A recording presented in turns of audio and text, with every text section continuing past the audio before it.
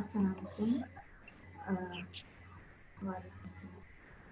कल regression line का topic start हुआ था, रिग्रेशन लाइन से कंटिन्यू कर रहे हैं। तो रिग्रेशन तो पूरी हो गई थी, लीनियर रिग्रेशन आपको बताया था। अब आज हम को रिलेशन कर रहे हैं, ये भी रिग्रेशन के चैप्टर में ही शामिल है। ठीक है, कोरिलेशन और रिग्रेशन मिलते जुलते टॉपिक हैं दोनों।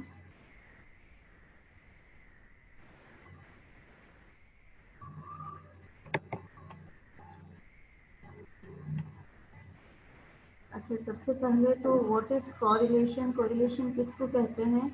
Correlation shows the strength of a relationship between two variables. कोई भी वेरिएबल, उन दोनों के दरमियान रिलेशनशिप की स्ट्रेंथ को या रिलेशनशिप की डिग्री को अगर मेजर करना है कि रिलेशनशिप जो है वो किस नौयत का है। अस्सलाम वालेकुम मैम। वालेकुम सलाम। वालेकुम सलाम। तो किस नौयत का है, ये मेजर करने के लिए हम कोरिलेशन को यूज करते हैं। ठीक है, अब ये रिलेशनशिप बहुत ज़्यादा स्ट्रॉन्ग भी हो सकता है, बहुत वीक भी हो सकता है, निग्लिजिबल भी हो सकता है, यानी ऐसा रिलेशनशिप जिसको हम बिल्कुल ही नज़रअंदाज कर लें। तो डिग्री ऑफ रिलेशनशिप को या स्ट्रेंथ ऑफ रिलेशनशिप को मेजर करने के लिए कोरिलेशन का फार्मूला यूज़ किया जाता है। इसको कोफिशिएंट ऑफ कोरिलेशन भी कहा जाता है, पर्सन कोफिशिएंट कोरिलेशन भी कहा जाता है, बहुत सारे नाम हैं इसके। The correlation coefficient values range between -1 to +1। ठीक है, ये इसकी रेंज है कोफिशिएंट ऑफ कोरिलेशन की, कि -1 से लेकर ये +1 तक वैल्यूज होती हैं। -1 यानी कि माइनस में रिलेशनशिप हो उस टाइम। ठीक है, जब रिलेशनशिप -1 होता है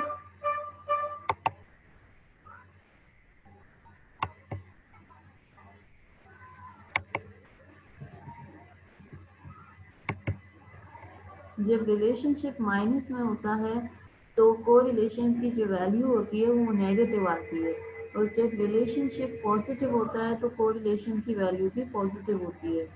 तो ये वैल्यूज जो होती हैं ये -1 से +1 के दरमियान में होती हैं। A perfect positive correlation means that the correlation coefficient is exactly 1। अगर कोफिशिएंट ऑफ कोरिलेशन की वैल्यू 1 आई है तो इट मीन्स कि आपका जो वेरिएबल्स हैं, आपके पास जो वेरिएबल्स का सेट है, वेरिएबल्स का आपके पास जो सेट है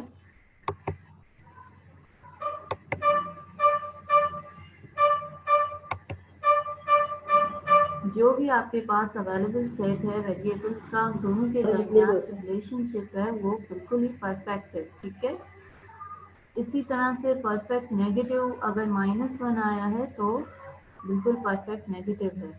ये रेंज है -1 to +1 की, इससे ऊपर नहीं जा सकती है। ठीक है, value. This implies that as one security moves either up or down, the other security moves in lockstep in the same direction। अब यहाँ पर एग्जांपल आपको बताई हुई है कि कोरिलेशन तो असल में स्टॉक एक्सचेंज में भी यूज़ किया जाता है कि एक सिक्योरिटी अप जा रही है, दूसरी सिक्योरिटी डाउन जा रही है। ठीक है, तो इसमें भी जो है ना वो कोरिलेशन को यूज़ किया जाता है, सिक्योरिटीज यानी शेयर्स, बॉन्ड्स और डिबेंचर्स वगैरह। A perfect negative correlation means that two assets move in opposite direction। Negative correlation अगर परफेक्ट होता है तो इसका मतलब है कि -1 है। ठीक है, वैल्यू के माइनस में आएगी कि दो एसेट्स जो हैं उनकी वैल्यू बिल्कुल ऑपोजिट डायरेक्शन में जा रही है। ठीक है, while a zero correlation implies no linear relationship at all।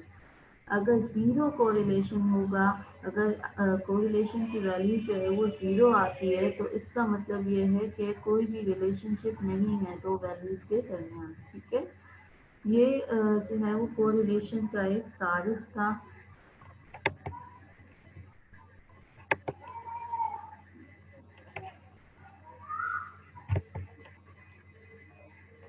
देखिए, ये इसका फार्मूला होता है कोरिलेशन का, कोफिशिएंट ऑफ कोरिलेशन का ये फार्मूला होता है R आर से इसको सिंपल करते हैं, इसका सिंबल है आर।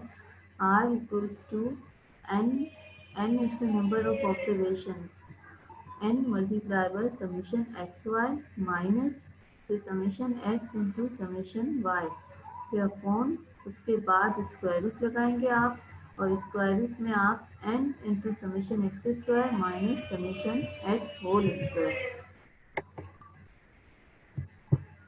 उसके बाद जो दूसरा ब्रैकेट होगा n को आप मल्टीप्लाई करेंगे समेशन वाई स्क्वायर से माइनस समेशन वाई का होल स्क्वायर। ठीक है, कल हमने जो टॉपिक पढ़ा था, देखें आप, कल हमने ये पढ़ा था लीनियर रिग्रेशन के बारे में हमने पढ़ा था, लाइन ऑफ रिग्रेशन का। तो इसमें ये फॉर्मूला था y equals to A plus B X, y equals to A plus B X इसका फॉर्मूला था।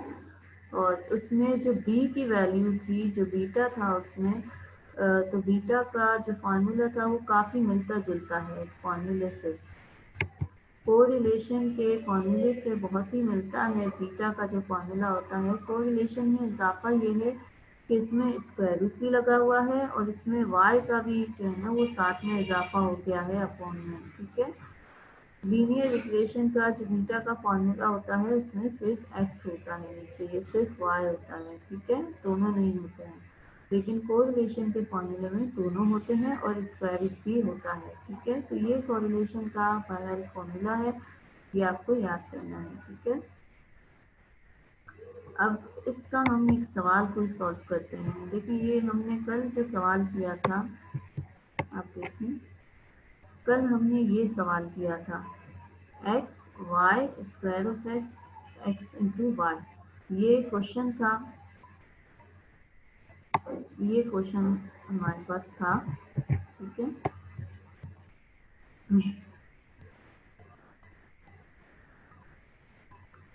इसमें कलर कर लेते हैं ताकि आपको जो है वो हाईलाइट हो जाए।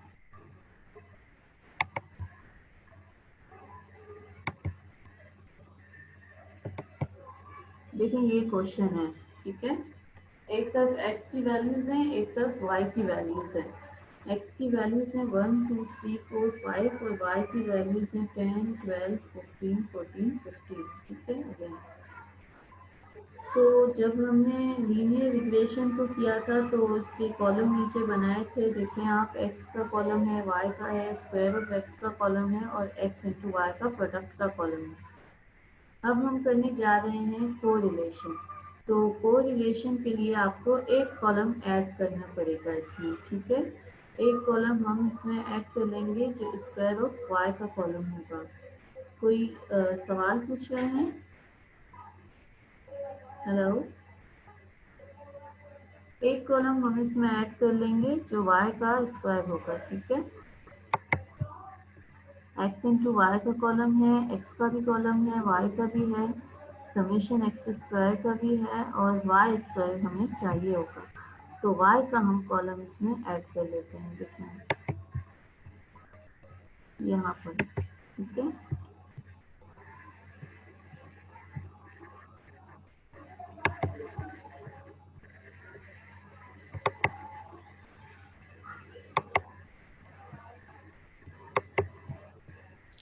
मैम यस, मैम जो कल आज पढ़ने ये दोनों लिंक्ड है, मतलब इनके क्वेश्चंस एक साथ आएंगे?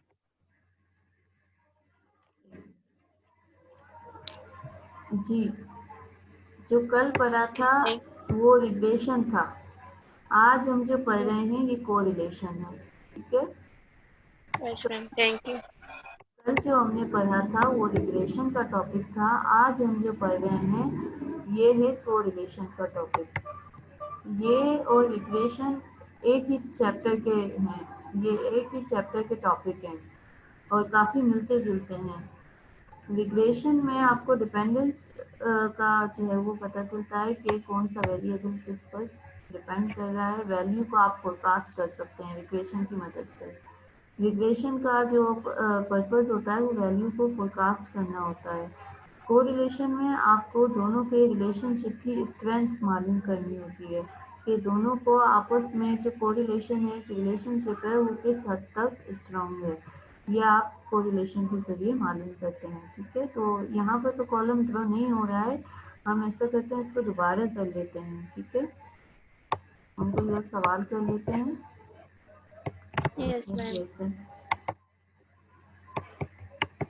आपके मैम जवाब कल वाली जो क्लास हुई थी ना वो अभी तक अपलोड नहीं हुई है।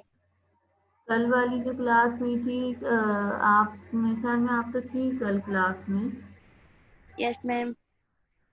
कल वाली जो क्लास थी उसका मैंने लिंक कल ही इसी टाइम पे ही भेज दिया था, तो मेरे ख्याल में वो अपलोड हो जाएगी। ओके। उसी वक्त मैंने भेज दिया था जब आपकी क्लास ऑफ हुई थी, तो उसी वक्त आपको आपका जो लिंक है वो आपके सर अली को मैंने भेज दिया था। Okay ma'am. उनसे मैं बात कर लूँगी तो पता चल जाएगा कि अभी तक अपलोड क्यों नहीं हुई। ठीक है, और परम्यूटेशन का आप पूछ रही थी मेरे ख्याल में, तो परम्यूटेशन का भी मैंने लिंक जो है ना वो उसी वक्त भेज दिया था। आपने परम्यूटेशन का भी मुझसे पूछा था, मैंने उसी वक्त भेज दिया था लिंक उसका भी। यस मैम, परम्यूटेशन का भी पूछा था क्योंकि वो क्लास नहीं ले सकी थी ना, तो वो अपलोड नहीं हुआ उसका था। भी वो जो है ना हो वो जाएगा शायद। मैंने लिंक भेज दिया था उसी वक्त। आपने मुझसे पूछा था, मैंने भेज दिया था उसी वक्त। चलें अब ये देखें कोरिलेशन।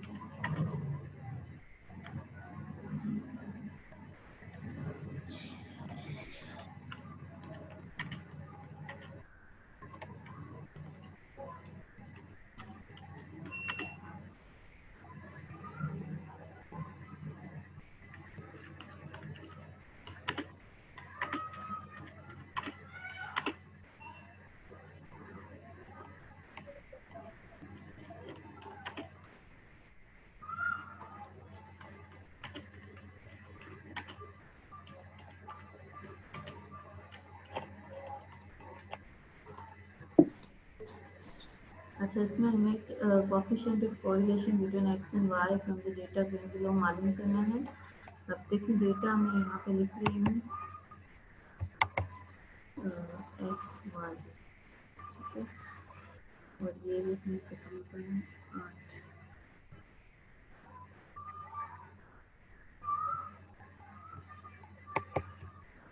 यहाँ पर एक्स है आपके पास, और ये आपके पास है वाई। ठीक है,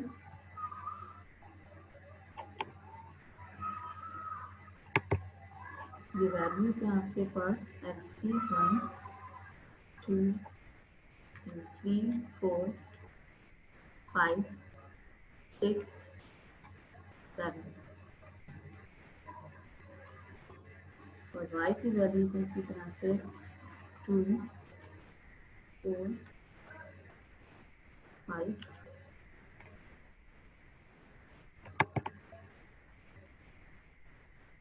3 8 6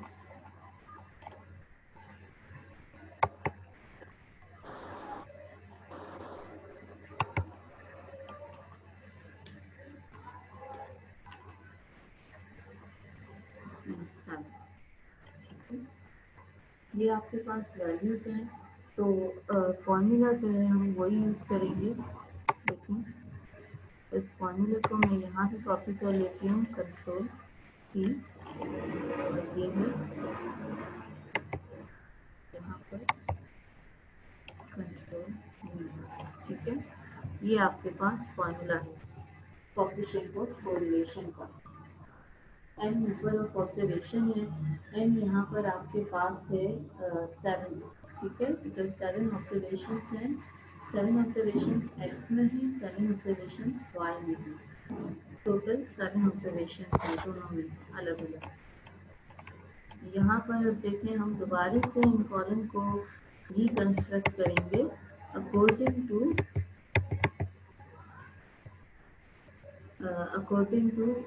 ये जो हमें रिक्वायर्ड है X Y X square Y square इनके मुताबिक हम इनको रिकंस्ट्रक्ट करेंगे। एक कॉलम एक्स का होगा, एक वाई का होगा, एक एक्स स्क्वायर का होगा, एक वाई स्क्वायर का होगा और एक एक्स वाई का होगा। ठीक है, तो इस तरीके से ये टोटल 5 आपके पास कॉलम हो जाएंगे।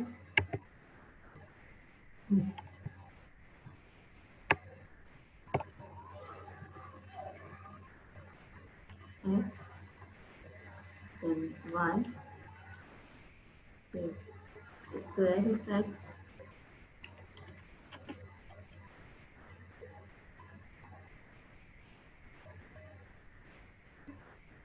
ये स्क्वायर ऑफ एक्स का कॉलम है, उसके बाद स्क्वायर ऑफ वाई और सबसे लास्ट में एक्स वाई। ठीक है,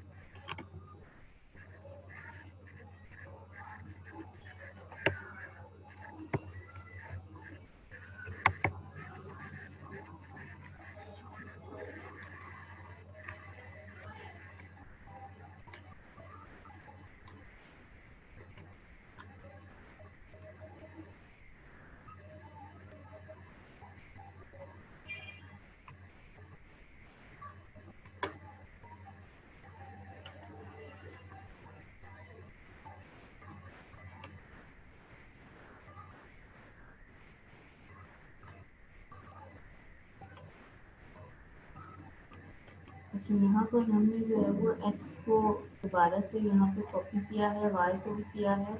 अब स्क्वायर ऑफ एक्स कर रहे हैं हम 1 देन 4 उसके बाद 9 उसके बाद 16। ठीक है, तो 25 6 into 6 36 49। ठीक है, अब स्क्वायर ऑफ वाई के कॉलम में हम वाई का स्क्वायर लेंगे तो 4 फिर 16 फिर 25 9 64 36 49।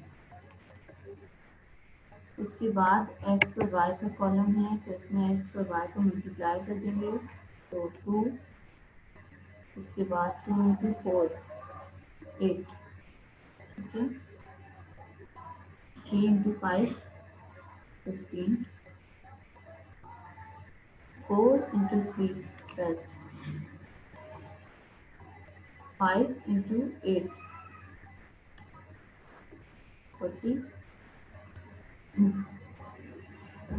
6 इंटू 6 36 7 इंटू 7 49। ठीक है, ये हमारे पास सबके कॉलम हो गए।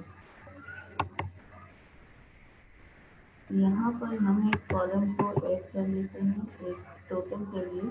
ठीक है, इंसर्ट में जाकर इंसर्ट रो बिलो। देखिए ये टोटल का कॉलम है, इसको हम कलर में कर देते हैं ताकि आपको पता चले कि भाई ये टोटल है। देखिए ये हमारे पास टोटल का कॉलम है, तो x का टोटल जो है वो हमारे पास 28 है, y का जो टोटल है वो हमारे पास 35 है,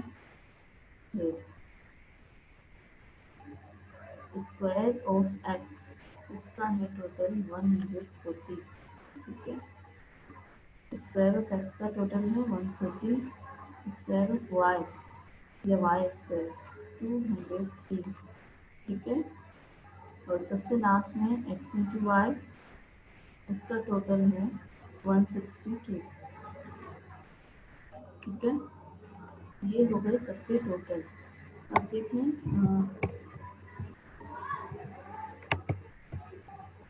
ये हमारे पास फॉर्मूला है कोरिलेशन का। अब इस फॉर्मूले को देखते हुए हम इसको सॉल्व करेंगे। ठीक है, r equals to n summation X Y minus summation X into summation Y upon under root n into summation X square minus summation X whole square n into summation Y square minus summation Y whole square. ठीक है, तो हम ऐसे ही बिल्कुल इसको solve करेंगे। देखते हैं आप,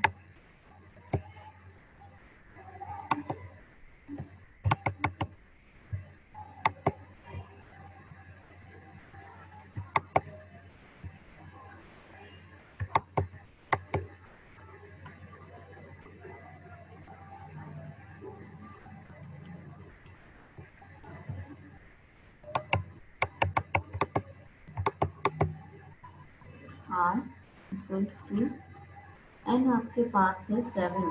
ठीक है, n 7 है, सबसे पहले आप लिखेंगे 7 को आप मल्टीप्लाई करेंगे समेशन एक्स वाई से।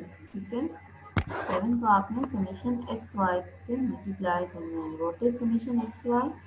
Summation X Y is the total of product of X into Y 162। उसके बाद आप माइनस की साइन लगाएंगे। ठीक है, देन आप समेशन ऑफ एक्स लिखेंगे, फिर समेशन ऑफ वाई लिखेंगे, यानी total of X total of Y.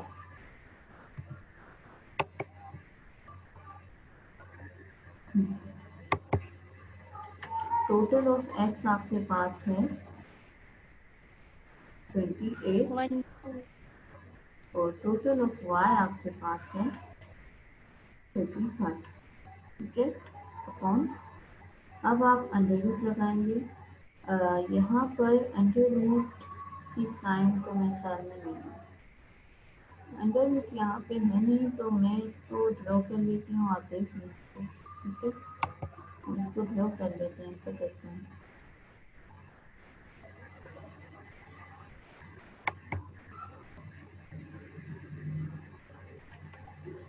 देखिए ये अंडर रूट है आपके पास। ठीक है, अपॉन अपॉन में आपके पास अंडर रूट है। अंडर रूट में आपके पास सबसे पहले एक्स का ब्रैकेट है। ठीक है, एक्स का जो ब्रैकेट है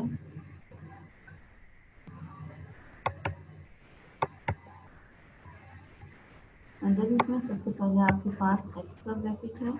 देखें एक्स में आपके पास सबसे पहले एन है, एन अगेन 7 है, तो आप 7 लिखेंगे। ठीक है, 7 के बाद समीशन एक्स स्क्वायर है, 7 को आप समीशन एक्स स्क्वायर से मल्टीप्लाई करेंगे, तो आप करेंगे इसको 140 से मल्टीप्लाई। ठीक है, 140 से आप इसको मल्टीप्लाई करेंगे। ठीक है, फिर आप माइनस करेंगे समीशन एक्स के होल स्क्वायर से इसको। ठीक है, माइनस, और फिर समीशन एक्स का होल स्क्वायर क्या है? समीशन एक्स और फिर उसके ऊपर स्क्वायर। ठीक है, समीशन ऑफ एक्स इज 28 और उसके ऊपर आप स्क्वायर लगा दें। ठीक है, 28 के ऊपर स्क्वायर आ गया। अब ये तो हो गया एक्स का। ठीक है, ये आपके पास एक हो गया एक्स का। अब एक्स के बाद आपने, मैम आवाज समझ नहीं आ रही है आपकी।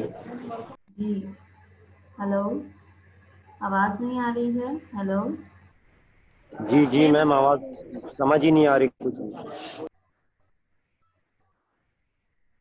जी कहाँ तक समझ आया आपको? हेलो हेलो, मैम आपकी आवाज आ रही है, आ रही है आवाज़? थोड़ी सी क्लियर नहीं है लेकिन मतलब। आपको स्क्रीन नज़र आ रही है? Yes ma'am. ठीक है, अच्छा अब इसको हम ऐसा करते हैं कि इसको अलग से फाइल बना के उसी में कर लेते हैं, क्योंकि यहाँ पर तो आपको जो है वो समझ नहीं आएगा। इसमें अगर हम ऐसे करेंगे तो, क्योंकि अंडर रूट की जो है ना वो साइन यहाँ पे नहीं है, ये मसला हो रहा है।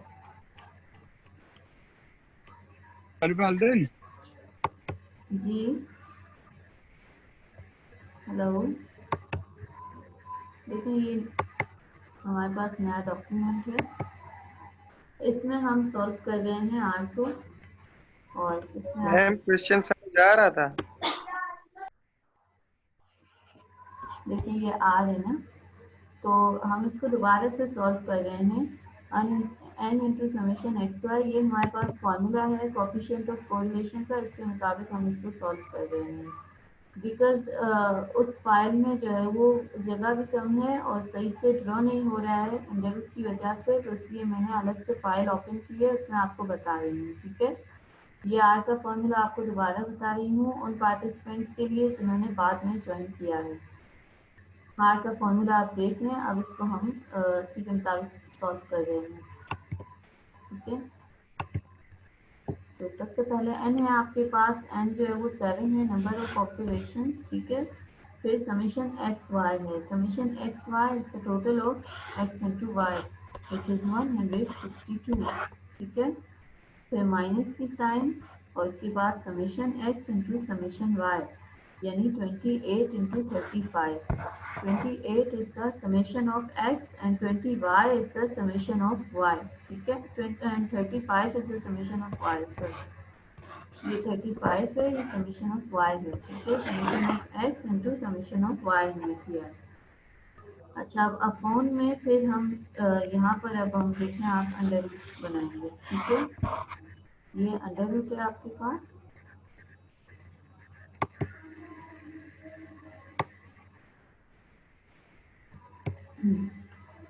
यहाँ पर आप पहले n into summation X square minus summation x का होल स्क्वायर, यहाँ पर आप देखें, देखिए पावर पॉइंट में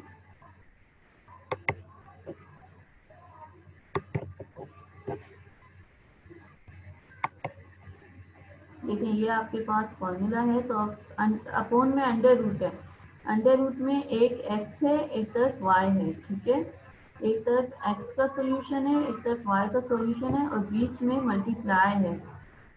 तो एक तरफ आपको n को समेशन एक्स स्क्वायर से मल्टीप्लाई करना है, फिर माइनस की साइन लगाकर समेशन x का होल स्क्वायर लेना है। फिर इसी तरह आपको y का भी करना है, n को समेशन y स्क्वायर से मल्टीप्लाई करना है, फिर माइनस की साइन लगा के समेशन y का होल स्क्वायर लेना है। ठीक है, आवाज आ रही है आपको? Yes ma'am. आ रही है आवाज? Yes ma'am. देखें n है आपके पास 7। ठीक है, ये आप सबसे पहले यहाँ पे लार्ज ब्रैकेट बना लें। अब आपके पास n 7 है। ठीक है, मल्टीप्लाई की साइन, उसके बाद समेशन एक्स स्क्वायर। ठीक है, यानी एक्स स्क्वायर के कॉलम का टोटल, एक्स स्क्वायर का समेशन का मतलब है कि एक्स स्क्वायर के कॉलम का टोटल। देखें ये एक्स स्क्वायर का कॉलम है, इसका जो टोटल होगा वो आपने लिखना है। ठीक है, इसका टोटल है 140 लिखना है आपने यहाँ पे। ठीक है, यहाँ पे आप लिखेंगे 140। ठीक है, उसके बाद आप माइनस की साइन लगा देंगे, इसको आप स्मॉल ब्रैकेट में क्लोज कर लें, माइनस की साइन लगाएंगे और यहाँ पर आप एक और ब्रैकेट बनाएंगे, इसके ऊपर आप लगाएंगे स्क्वायर। ठीक है, और इस ब्रैकेट में आप लिखेंगे समेशन एक्स। ठीक है, देखें according to formula summation X उसके ऊपर स्क्वायर, तो आपने बिल्कुल ऐसे ही करना है। समेशन एक्स का जो टोटल आया है, एक्स का जो टोटल है वो आपने यहाँ पे लिखना है 28। ठीक है, ये आप लार्ज ब्रैकेट यहाँ पे क्लोज कर लें। अब इसी तरीके से आप देखें दूसरा आपने y का बनाना है। ठीक है, इसमें भी आप n लिखेंगे, पहले n आपका 7 है। ठीक है, n के बाद मल्टीप्लाई की साइन लगाएंगे आप और उसके बाद आप समेशन y स्क्वायर करेंगे। ठीक है, यानी ये जो y स्क्वायर का ये जो कॉलम आप देख रहे हैं टोटल इसका 203 है, ये आपने लिखना है, ये आपने 7 से मल्टीप्लाई करना है। ठीक है, 203। ठीक है, और फिर माइनस की साइन और यहाँ पर आपने लिखना है y का होल स्क्वायर। ठीक है, समेशन y का whole square. What is summation y?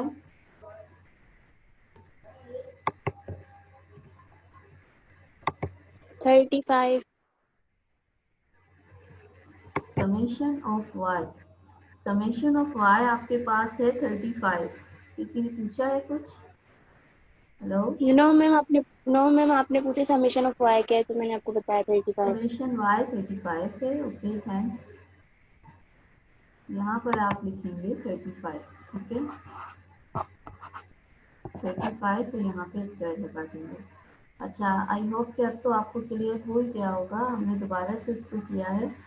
देखें आप, ये टोटल, ये इसका पूरा फॉर्मूला है आर तक, ठीक है, कोरिलेशन का। अब हम इसको जब सॉल्व करेंगे, देखें आप, 7 इंटू 162, 28 इंटू 35, ठीक है, और नीचे भी ये सॉल्व हो जाएंगे आपके पास। तो r इक्वल्स टू, नीचे आप अंडर बनाएंगे, ठीक है, और यहाँ पर आप देखें n into summation X square जो है वो आपके पास क्या आएगा,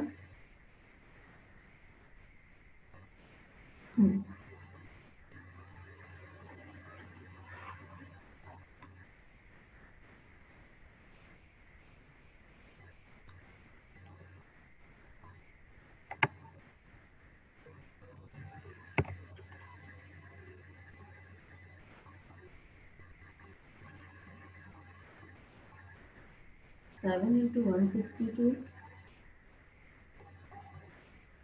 ये आपके पास आ जाएगा 1134, ठीक है, और यहाँ पर आपके पास दोबारा से 28 इंटू 35 जब आप करेंगे तो आपके पास आ जाएगा माइनस की साइन के साथ 980, ठीक है।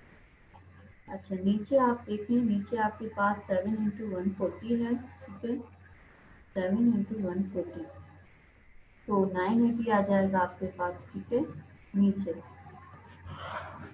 यहाँ पर 980 आ जाएगा, और यहाँ पर माइनस की आप साइन लगाएंगे, फिर आप 28 को 28 से मल्टीप्लाई करेंगे तो 784 आ जाएगा, ठीक है।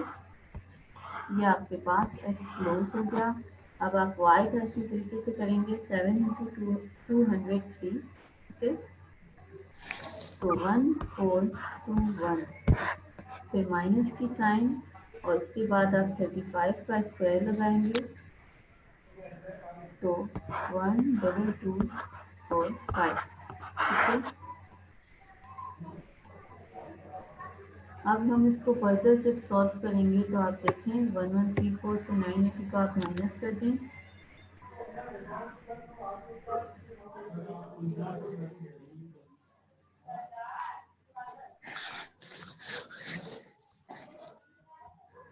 वन 154 ये ऊपर आ जाएगा आपके पास, और नीचे जो है वो आपके पास ये आ जाएगा, आप देखें ये आपके पास स्क्वायर रूट है, और नीचे आपके पास आ जाएगा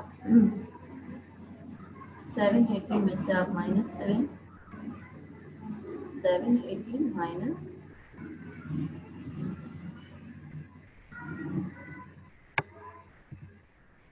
784, तो -4 आपके पास आ जाएगा,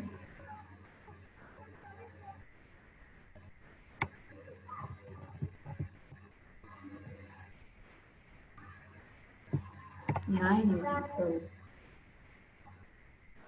मैम दोनों का 196 आ रहा है नीचे। जी जी, मैंने 780 इसको लिख दिया था, 196 है, दोनों में 196 है बेटा, उसका भी 196 है, इसका भी 196 है, ठीक है।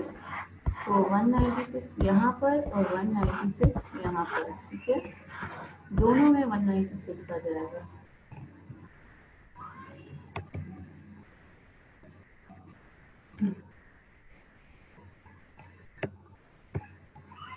अच्छा, अब इसको जब हम फर्दर सॉल्व करेंगे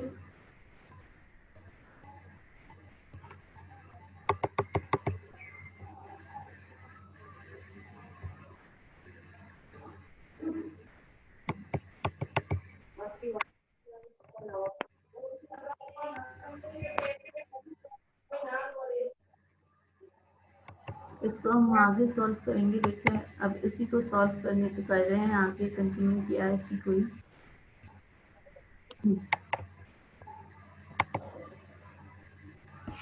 तो आर आपके पास जो है वो 154 अपॉन, ये आपके पास वैल्यू थी 196 इंटू 196, ठीक है। तो 196 को जब आप मल्टीप्लाई करेंगे 196 इंटू 196, ठीक है, ये आपके पास आ जाएगा 38416, ठीक है।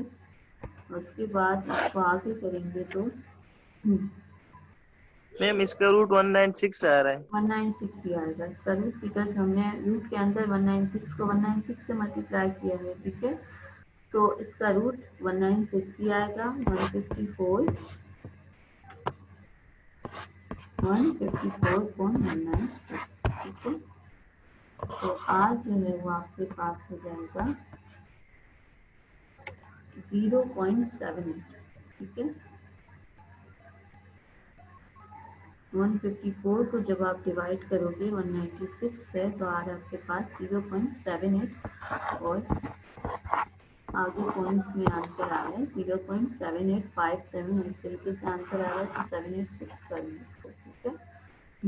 मैम 0.78 0.27 है। 0.786 27 है। 278 नहीं आ रहा है मैम बेटा, ये सही है, 0.786 ही आ रहा है। ये क्या हो गया, 154 divided by 196, 0.786, yes ma'am, sorry. ठीक है। अच्छा, तो भारत देखें यहाँ पे आप, ये कोरिलेशन था भाई, वर्ड ने हमें बहुत तंग किया है, बार बार ये नीचे ऊपर बीच में बहुत तंग कर रहे हैं, लेकिन इसको दोबारा से आप दोबारा से इसको रिपीट कर लें, देख लें आप, ये इसका फॉर्मूला था, इसको हमने कंटिन्यू किया है, ठीक है। ये फॉर्मूला था, इसको हमने जो है वो अकॉर्डिंग टू, ये हमने जो कॉलम बनाए थे इसके मुताबिक हमने इसको पुट कर दिया तमाम वैल्यूज़ को, और तमाम वैल्यूज़ को पुट करने के बाद हमने इसको सॉल्व किया है, तो 0.786 आपके पास आंसर आया है, ठीक है। अच्छा, यहाँ तक कोई क्वेश्चन है तो आप पूछें, यहाँ तक आपके पास कोई क्वेश्चन है, कोई आपको सवाल करना है तो आप पूछें। No ma'am. अच्छा देखें, अब ये जो है ना वो चार्ट है, ये बता रहा है कि डिग्रीज ऑफ स्ट्रेंथ क्या है अकॉर्डिंग टू कोरिलेशन वैल्यूज। जैसे कि मैंने आपको बिल्कुल स्टार्ट में बताया था लेक्चर के कि कोरिलेशन की जो वैल्यूज होती हैं वो -1 से +1 तक उसकी रेंज होती है, उससे ज़्यादा नहीं होती है, ठीक है, यानी -1 से +1 के अंदर आएंगी। अब हमारे पास ये जो वैल्यू आई है, आप देखें सबसे लास्ट में हमने जो किया है 0.786, ये पॉजिटिव वैल्यू है, ठीक है ना। अगर हमारे पास ऊपर 154 माइनस में होता तो ये वैल्यू भी नेगेटिव हो जाती, लेकिन 154 जो है वो पॉजिटिव है, तो इसलिए ये वैल्यू भी पॉजिटिव है 0.786। अब ये वैल्यू शो कर रही है कि एक्स और वाई के दरमियान जो रिलेशनशिप है वो क्या है, स्ट्रॉन्ग रिलेशनशिप है, ठीक है, 0.786। देखें ये रेंज है 9 से 0.9 से लेकर 0.9 से 1 तक की जो रेंज है ना, ये शो करती है कि वेरी हाई पॉजिटिव रिलेशनशिप है, ठीक है। अगर ये माइनस में होंगी तो वेरी हाई नेगेटिव रिलेशनशिप हो जाएगा। अच्छा, फिर 0.7 से लेकर 0.9 तक ये रेंज शो कर रही है कि हाई पॉजिटिव रिलेशनशिप या हाई नेगेटिव रिलेशनशिप, ठीक है। फिर 0.5 से 0.7 तक, इसी तरह नेगेटिव 0.5 से नेगेटिव 0.7 तक, ये रेंज शो करती है कि मॉडरेट पॉजिटिव या मॉडरेट नेगेटिव यानी दरमियानी सतह का रिलेशनशिप है, ठीक है, पॉजिटिव या नेगेटिव। उसके बाद जो रेंज है 0.3 से लेकर 0.5 की जो रेंज है, ये रेंज शो करती है कि लो रिलेशनशिप है, पॉजिटिव या नेगेटिव, ठीक है। फिर 0.0 से लेकर 0.3 तक का ये जो एरिया है, ये शो करता है कि भाई निग्लिजिबल कोरिलेशन है, इसको आप इग्नोर कर सकते हो, ठीक है, ये रिलेशनशिप कोई काउंट नहीं होता है, ठीक है, इसको हम बिल्कुल इग्नोर कर लेते हैं, इसको रिलेशनशिप नहीं कहा जाता है, ठीक है। तो लो रिलेशनशिप, मॉडरेट, देन हाई, फिर बहुत हाई, ठीक है, ये इसकी रेंजेज हैं। हमारे पास जो अभी रिजल्ट आया है, देखें ये जो वैल्यू आई है ये वैल्यू आई है 0.786। इसके मुताबिक हमारा जो रिलेशनशिप है वो हाई पॉजिटिव रिलेशनशिप में आता है। देखिए आप इस रेंज में आ रहा है, सेकंड रेंज में हाई पॉजिटिव रिलेशनशिप, ठीक है, 7 to 9, 0.7 से 0.9। तो ये रिलेशनशिप जो है वो हाई पॉजिटिव रिलेशनशिप में आ रहा है। यहाँ पर हम अगर कमेंट हमें लिखना होगा तो हम ये कहेंगे कि भाई high positive relationship, high positive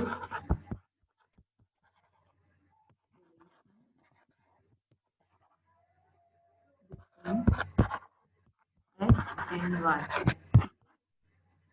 x और वाई के दरमियान जो रिलेशनशिप है वो हाई पॉजिटिव रिलेशनशिप है, ठीक है। अच्छा आप देखें, आप कोरिलेशन के बाद हमारे पास इसी चैप्टर में कोफिशिएंट ऑफ डिटर्मिनेशन भी है। Coefficient of determination in statistics, coefficient of determination also termed as R square is a tool which determines and assesses the ability of a statistical model to explain and predict future outcomes। अच्छा, जैसे आपने regression पढ़ा था, correlation पढ़ा था, बिल्कुल इसी तरह डिटर्मिनेशन भी जो है वो एक ऐसा मॉडल है जिसके ज़रिए आप फ्यूचर को क्या करते हो, फ्यूचर के आउटकम को, फ्यूचर के रिजल्ट को आप एस्टिमेट करते हो। In other words, if we have dependent variable y and independent variable x in a model, then R square helps in determining the variation in y by variation x। x में जो variation आ रही है, जो changes आ रही है, उसकी वजह से y में कितनी वेरिएशन आ रही है, आर स्क्वायर ये कोफिशिएंट ऑफ डिटर्मिनेशन हमें ये बताता है, ठीक है। It is one of the key output of regression analysis. ये बहुत ही इम्पोर्टेंट जो है वो रिग्रेशन एनालिसिस का हिस्सा है and is used when we want to predict future or testing some models with related information। जब हम फ्यूचर को एस्टिमेट करना चाहते हैं या कुछ हमें टेस्ट करना होता है, वेरिएबल्स का रिलेशन टेस्ट करना होता है, तो हम इसको यूज़ करते हैं। The value of R square lies between 0 and 1। R square की वैल्यू भी 0 से 1 तक होती है, उससे ज़्यादा नहीं होती। And higher the value of R square better will be the production. R square कभी भी नेगेटिव नहीं होता है, बिकॉज ये स्क्वायर होता है कोरिलेशन का। अगर कोरिलेशन नेगेटिव की होगी तो आर स्क्वायर उसको पॉजिटिव बना देगा, ठीक है। तो जितनी ज़्यादा होगी आर स्क्वायर की वैल्यू उतनी अच्छी प्रिडिक्शन है, ठीक है। एंड स्ट्रेंथ ऑफ मॉडल, ये मॉडल का स्ट्रेंथ, मॉडल की स्ट्रेंथ को शो करता है। आर स्क्वायर की हाई वैल्यू का मतलब है कि मॉडल बहुत ज़्यादा स्ट्रॉन्ग है। R square is very similar to the correlation coefficient. ये बिल्कुल कोफिशिएंट के जैसा ही है, since the correlation coefficient measures the direct association of two variables. R square is basically a square of a correlation coefficient। R square जो है ये coefficient of determination basically जो है वो स्क्वायर है कोरिलेशन का, ठीक है। आप स्क्वायर कर लें तो वो डिटर्मिनेशन बन जाएगा, ठीक है। देखिए अब यहाँ पर ये हमारे पास जो लास्ट फाइल थी 0.786 हमारे पास आ रहा था। अब हम यहाँ पर निकाल रहे हैं, देखें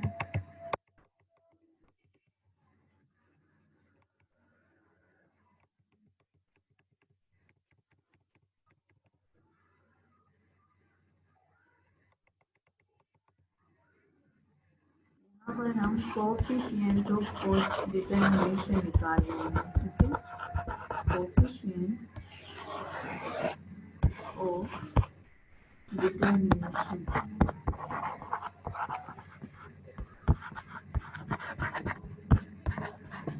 ठीक है। कोफिशिएंट ऑफ डिटर्मिनेशन का तरीका ये है कि जो कोरिलेशन है आर स्क्वायर इक्वल्स टू 0.786, इसके ऊपर आप स्क्वायर लगा दें, ठीक है। 0.786 के ऊपर जब आप स्क्वायर लगाएंगे तो आर स्क्वायर की वैल्यू आपके पास आ जाएगी, देखिए 0.786 into 0.786,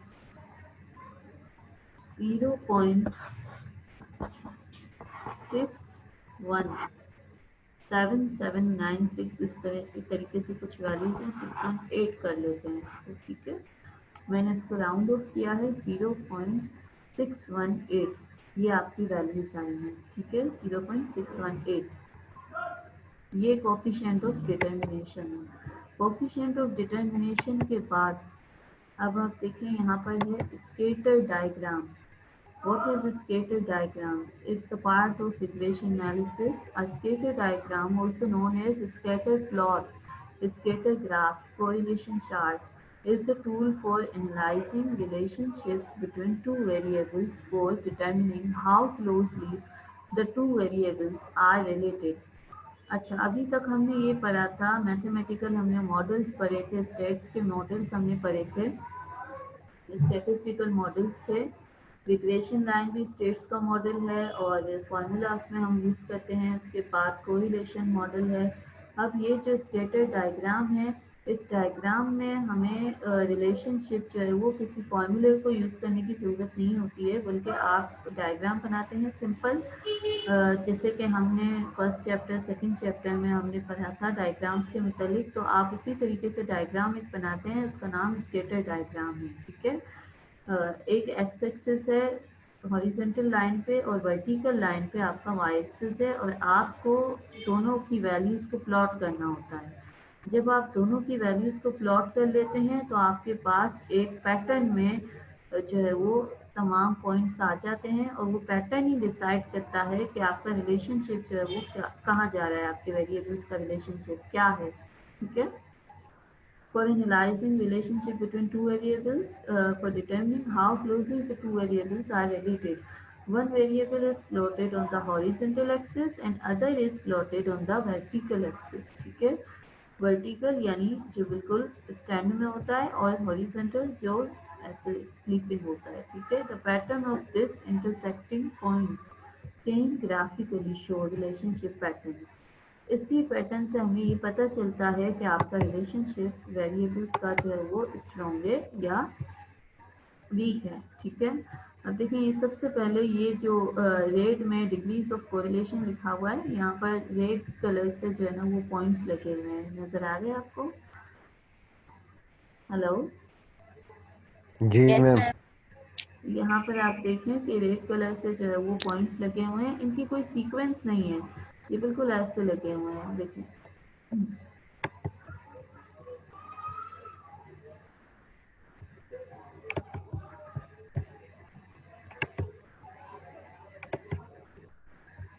देखिए, ये बिल्कुल ऐसे लगे हुए हैं,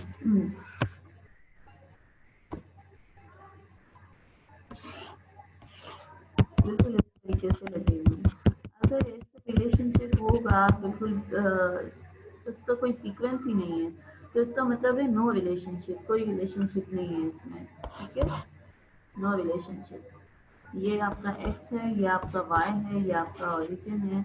आपने एक्स की वैल्यूज़ को प्लॉट किया, वाई की वैल्यूज़ को प्लॉट किया, तो आपका आपके जो पॉइंट्स हैं वो बिल्कुल इनकी कोई सीक्वेंस ही नहीं बनी, तो ये शो कर रहा है कि कोई रिलेशनशिप इसमें नहीं है, ठीक है।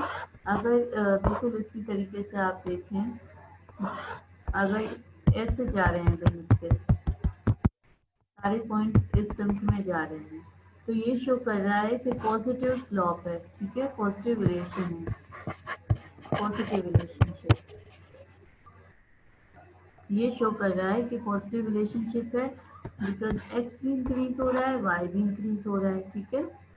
अब अगर इसी तरीके से यूं है कि भाई ऐसे जा रहे हैं तमाम बच्चे, ठीक है, ये शो कर रहा है कि नेगेटिव रिलेशनशिप है, नेगेटिव रिलेशन, ठीक है। ये पॉजिटिव लीनियर रिलेशन है, ये नेगेटिव लीनियर रिलेशनशिप है, ठीक है। इसके अलावा क्या रिलेशनशिप होता है, इसके अलावा देखिए ये रिलेशन होता है, पॉइंट्स जो है ना वो कर्व की शेप में होते हैं, ठीक है। ये कहलाता है curvy linear relationship, curvy linear, ठीक है। This is curvy linear relationship, देखिए यहाँ पर ये बना हुआ है कर्वीलिनियर रिलेशनशिप, ठीक है। तो ये बहुत सारी पिक्चर्स हैं, ये परफेक्ट है, परफेक्ट पॉजिटिव है, इसी तरीके से परफेक्ट नेगेटिव भी होता है। हाई रिलेशनशिप में बहुत सारे डॉट्स होते हैं, लो रिलेशनशिप बिल्कुल इस तरीके से होता है, ठीक है। तो रिलेशनशिप की बहुत सारी टाइप्स होती हैं, अकॉर्डिंग टू नेचर इसी तरीके से हम प्लॉट करते हैं, ठीक है।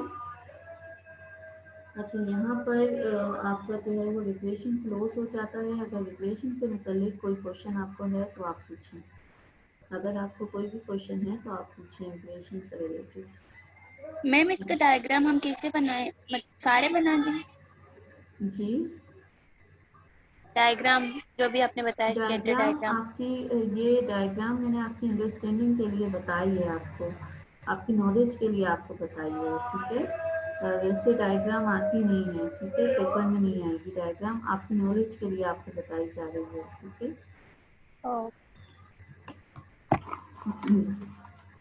अच्छा, अब देखिए यहाँ पर एक चीज़ आपको बतानी थी कि भाई आपकी जो प्रोबेबिलिटी का जो सेक्शन था उसमें काफ़ी मिस हो गया था, ठीक है। अभी हमने जो कल जो क्लास हुई थी उसमें एक पॉइजन डिस्ट्रीब्यूशन के बारे में पढ़ा था। अच्छा, पॉइजन के साथ उसमें बाइनोमियल भी था, उसमें हाइपरजियोमेट्रिक भी था, उसमें नॉर्मल डिस्ट्रीब्यूशन भी थी, लेकिन मैंने उसको इसलिए नहीं पढ़ाया आपको बिकॉज टाइम बहुत ही कम था और रिग्रेशन का पूरा टॉपिक था, तो इसलिए पहले रिग्रेशन को कवर कर लिया और सिर्फ पॉइजन ही आपको बताया था बिकॉज पॉइजन बहुत ईजी था। अब हम यहाँ पर बैक आ रहे हैं, आपको बाइनोमियल प्रोबेबिलिटी डिस्ट्रीब्यूशन के बारे में बता रहे हैं, ठीक है। बाइनोमियल पॉइजन के बाद बाइनोमियल सबसे इजी डिस्ट्रीब्यूशन है इस चैप्टर में, इसीलिए आपको बाइनोमियल बताया जा रहा है। तो आप ये देख लें बाइनोमियल डिस्ट्रीब्यूशन किस तरीके से होती है, ठीक है।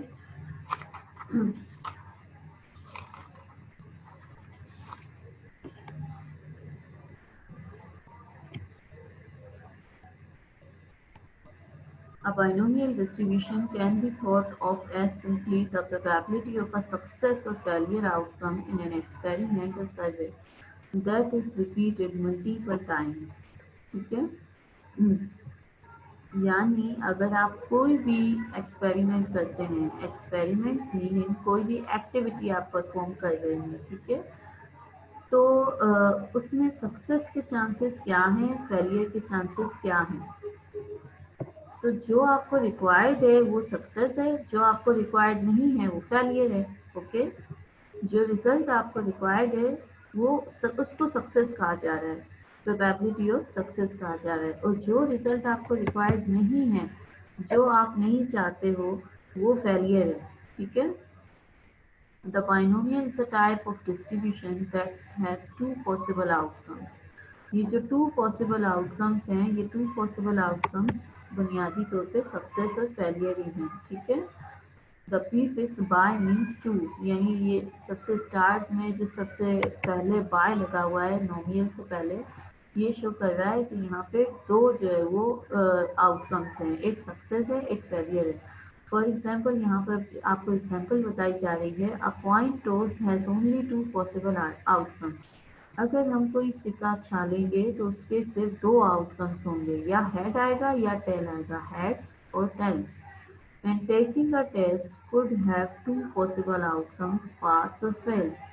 अगर आपको हेड चाहिए तो हेड आपकी सक्सेस है और टेल आपका फेलियर है। अगर आपको टेल चाहिए तो टेल आपकी सक्सेस है और हेड आपका फेलियर है, ठीक है। देखिए ये इसका जो है वो फार्मूला होता है, ये इसका फार्मूला है, ठीक है। NCI इंटू पी, उसके ऊपर x, r की जगह पे यहाँ x लिखा हुआ है, ठीक है, into P power x 1 minus P N minus X, ठीक है। अब इसको हम सॉल्व करेंगे तो आपको क्लियर हो जाएगा कि किस तरीके से हमें इसको सॉल्व करना है। एन जो है वो टोटल पॉपुलेशन है, एक्स आपका रिक्वायर्ड इवेंट है और पी आपकी प्रोबेबिलिटी है, प्रोबेबिलिटी ऑफ सक्सेस है, ठीक है। अब इसको हम सॉल्व करते हैं तो देखें आप,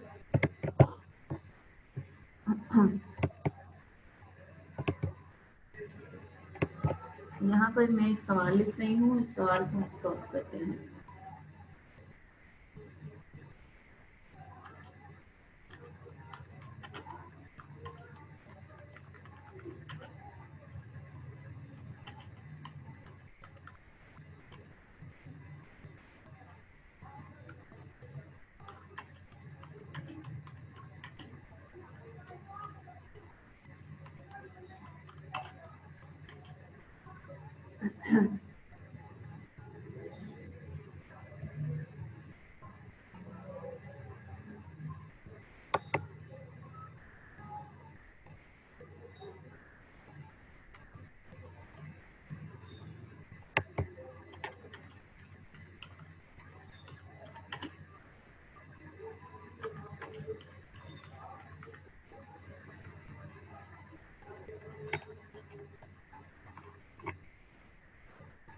अच्छा ये देखें, ये क्वेश्चन है, ठीक है। A coin is toast 6 times, 6 मरतबा एक सिक्के को उछाला गया, ठीक है। कॉइन टोस्ट करते हैं जो हम, उसका बताया जा रहा है कि एक सिक्के को जो है वो 6 टाइम्स टोस्ट किया गया। What is the probability of getting 3 heads?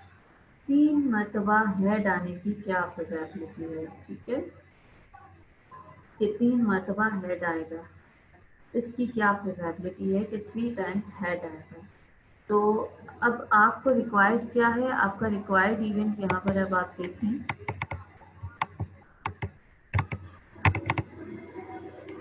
आपका रिक्वायर्ड इवेंट है 3 हेड्स, ठीक है। 3 हेड्स आपका रिक्वायर्ड इवेंट है। तो जो इवेंट आपको रिक्वायर्ड है वो है एक्स, ठीक है। जो इवेंट भी आपको रिक्वायर्ड होगा वो आपका एक्स हो जाएगा, ठीक है। यहाँ पर स्क्रीन को मैंने जूम किया है, देखें आप, जो इवेंट भी आपको रिक्वायर्ड होगा वो आपका एक्स होगा, ठीक है। आपको 3 हेड्स रिक्वायर्ड हैं, तो यहाँ पर 3 हेड्स आपका रिक्वायर्ड इवेंट है और 3 हेड्स आपका एक्स है, ठीक है।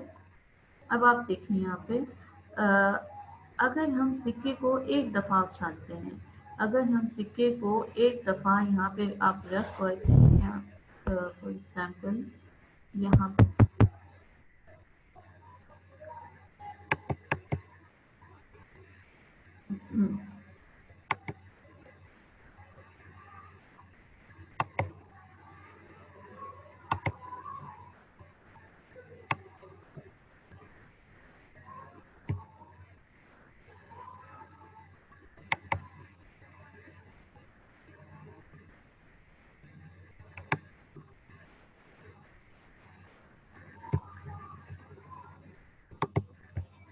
देखिए ये आपका जो है वो रफ वर्क है, फॉर एग्जाम्पल यहाँ पर, ठीक है।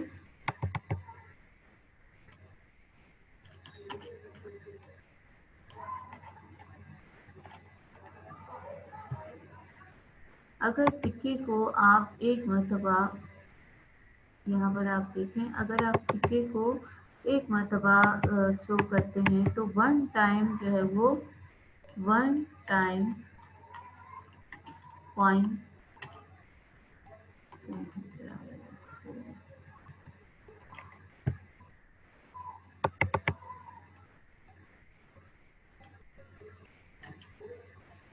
वन टाइम अगर आप कॉइन को टॉस करते हैं, 1 टाइम कॉइन टॉस,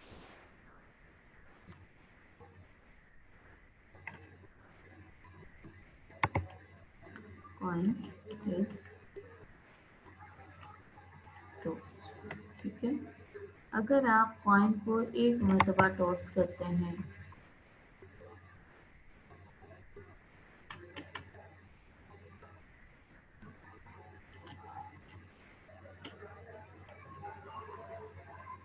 अगर आप कॉइन को एक मरतबा टॉस करते हैं तो आपके पास क्या रिजल्ट्स होते हैं, उसके आपके पास रिजल्ट्स होते हैं, देखिए आप, टोटल आपके पास जो आउटकम होते हैं, सैंपल स्पेस जिसको कहा जाता है, आपको पहले भी बताया था। तो आपके पास सैंपल स्पेस क्या होता है भाई, सैंपल स्पेस आपके पास बन जाता है भाई, या तो हेड आएगा, ठीक है, या हेड आएगा, या फिर आपके पास टेल आएगा, ठीक है। 2 रिजल्ट होते हैं आपके पास सैंपल स्पेस में। अगर आप सिक्के को एक मरतबा टॉस करेंगे तो आपके पास टोटल 2 रिजल्ट होंगे, ठीक है, या आपके पास हेड आएगा या आपके पास टेल आएगा। इसका मतलब तो ये हुआ कि probability of head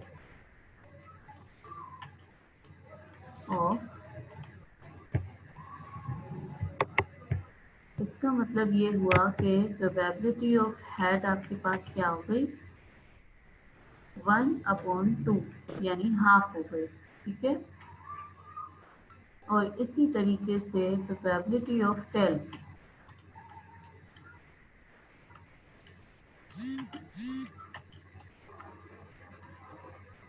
probability of tail भी आपके पास जो है वो क्या हो गई,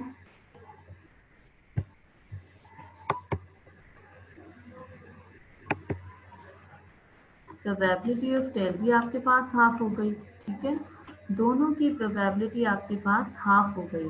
अगर आप सिक्के को 1 टाइम टॉस करेंगे तो हेड आने की और टेल आने की जो प्रोबेबिलिटीज हैं वो हाफ हाफ हैं, ठीक है। अब आप दोबारा ये सवाल की तरफ आप वापस आ जाएं, ठीक है। यहाँ पर देखिए क्या लिखा हुआ है, what's the probability of getting 3 heads. आपका रिक्वायर्ड इवेंट है 3 हेड्स, ठीक है।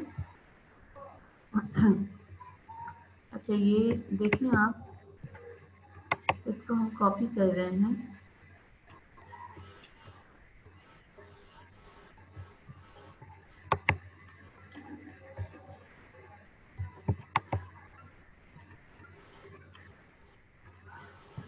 फोर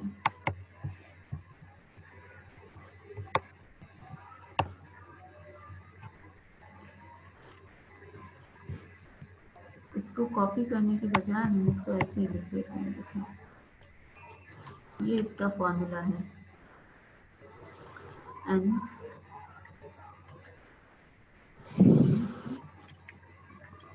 x, ठीक है।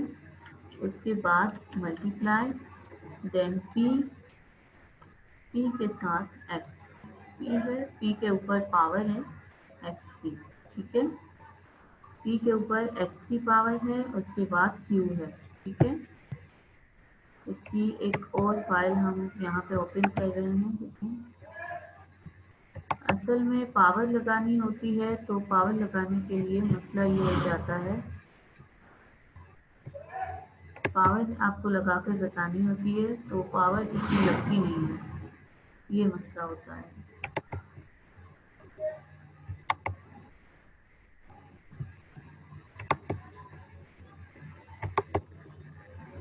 अच्छा अब देखें आप, P equals to NCX multiply P x into Q n minus x, ठीक है। अब आप यहाँ पे आ जाएं, देखो रिक्वायर्ड इवेंट है आपके पास p आपका x है, ठीक है। आपने जितने टाइम कॉइन को टॉस किया है वो आपका n है।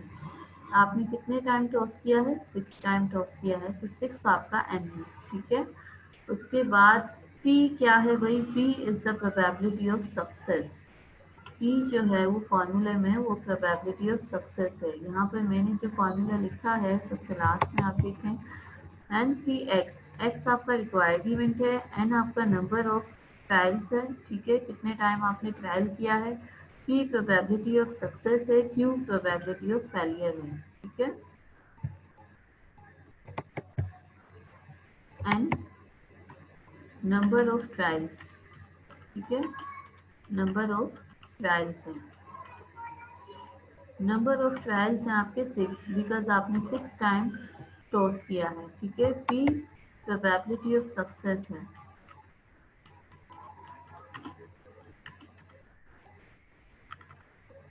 प्रोबेबिलिटी ऑफ सक्सेस क्या है यहाँ पर, half.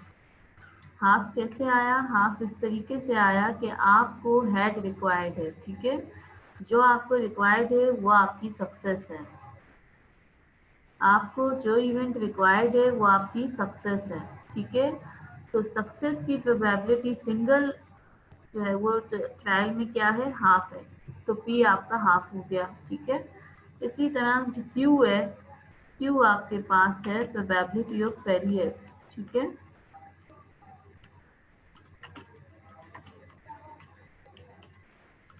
Probability of failure single trial में क्या है, probability of failure in single trial, और यहाँ पर भी हम लिख देते हैं सिंगल ट्रायल, ठीक है।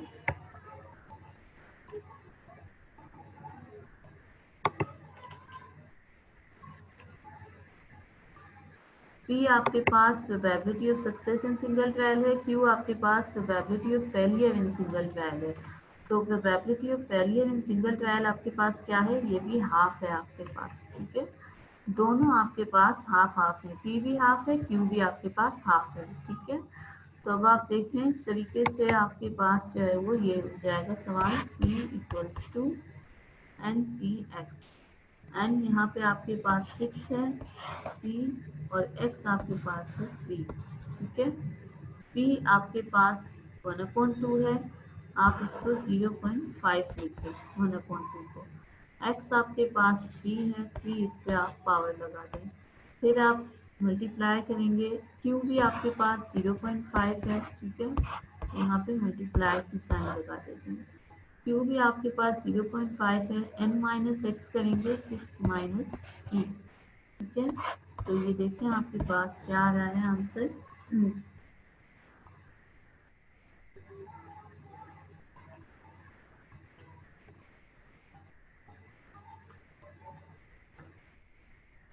6C3।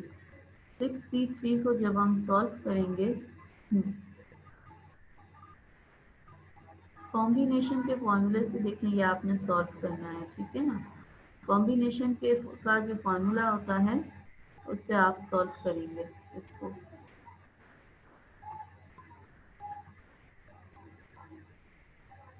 तो एक मिनट ओपन कर रही हूँ कॉम्बिनेशन।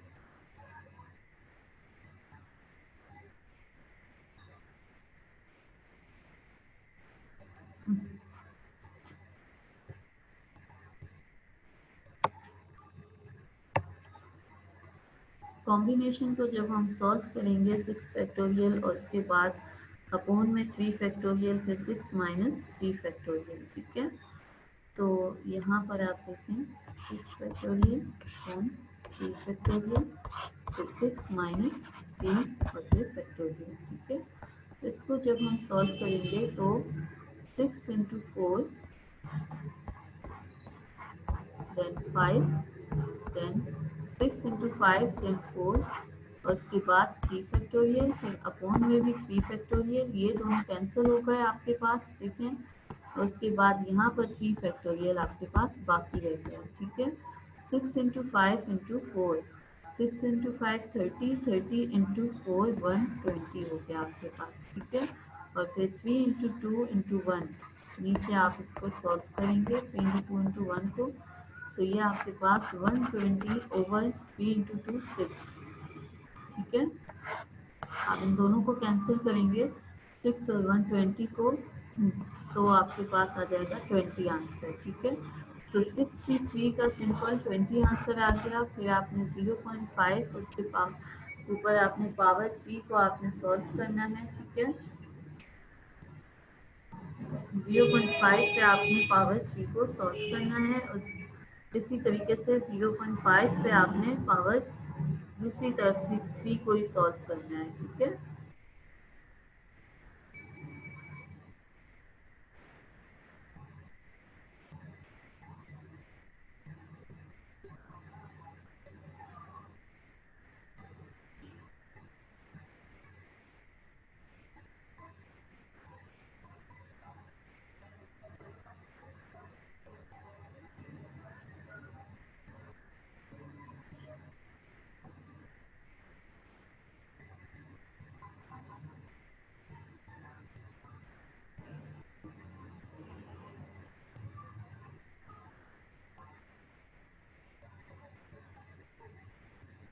अच्छा भाई, यहाँ पे देखें ये कैलकुलेटर तो यहाँ पे नहीं खुल रहा है साइंटिफिक, यहाँ पे इसको करके देखते हैं 0.5 का।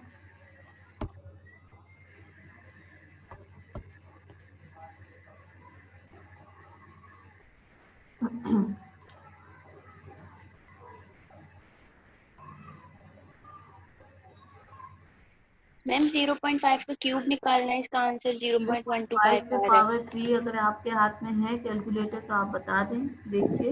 मैम 0.125। 0.125 आ रहा है, ओके थैंक यू। असल में कैलकुलेटर भी है नहीं है उसमें, गूगल पे मैंने देखा नहीं खुल रहा है। 0.125 यहाँ पर भी, ठीक है। p इक्वल्स टू, अब इसको हम सॉल्व करेंगे। अब इसको करें, क्या आंसर आ रहा है आपके पास।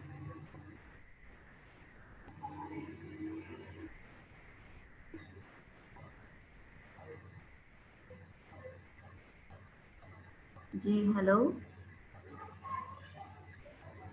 हेलो।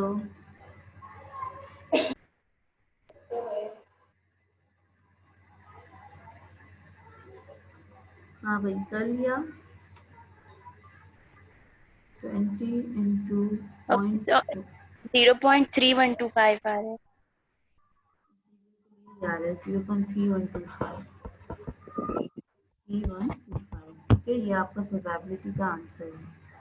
पहले हमने कॉम्बिनेशन को सॉल्व किया है, उसके बाद 0.5 की पावर लगाई है, उसके बाद दोबारा क्यू पर पावर लगाई है, इस पर भी 3 पावर आ रही थी। ठीक है, ये आपका प्रोबेबिलिटी का आंसर आ गया। यहाँ पर अब आपकी ये लास्ट क्लास है। ठीक है, ख़त्म हो गई क्लास की। अगर कोई क्वेश्चन है तो वो आप पूछ लें। अभी आपको कुछ भी पूछना है तो वो आप अभी पूछ लें। ठीक है, कोई सवाल अगर आपको पूछना है तो आप पूछ लें।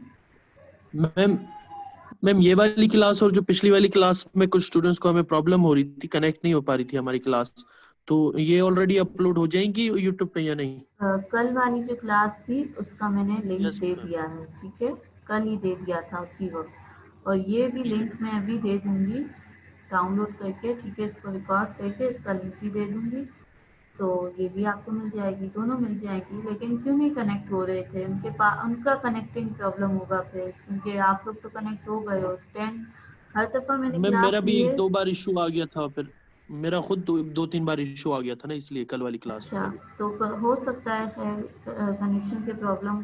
कल मैंने मे बी। दोपहर में ली थी पहले आपकी क्लास, तो वो पूरी यस क्लास हो मैम, वो गई, हो नहीं लेकिन रही थी, उसके फिर बाद मुझे पता शाम। चला कि आपकी क्लास जो है वो रिकॉर्ड ही नहीं हुई और ना मैं कनेक्ट हो सकी थी। तो उस टाइम मेरा कनेक्शन का प्रॉब्लम आ रहा था बारह। तो अब ये इंशाल्लाह चले आपको ठीक है मैम, कोई हेलो, ये आपको मिल जाएंगी क्लासेस। ठीक है, अब इंशाल्लाह हम ओके मैम, पेपर में मिलेंगे। ठीक है, तो ये थैंक यू मैम। जहाँ तक आपको पढ़ाया है वो आप अच्छे तरीके से देख लीजिएगा, और जो अच्छा मैम, ये आपको सारा जो भी जितना भी पढ़ा है ये सब कुछ पेपर में आया जी या जी स्पेसिफिकली कुछ जी ये सब आएगा पेपर में। अब जहाँ से समझ लें आप मीडियन और मोड से लेकर, मैंने मीडियन और मोड यस से मैम। पढ़ाया है आपको मिड टर्म के बाद। तो मिड टर्म के बाद से यहाँ तक जो आपको पढ़ाया है वो पेपर में हिस्सा है, पेपर का हिस्सा है ये। ठीक है, वो आपको ओके पेपर में मैम, थैंक आएगा, यू।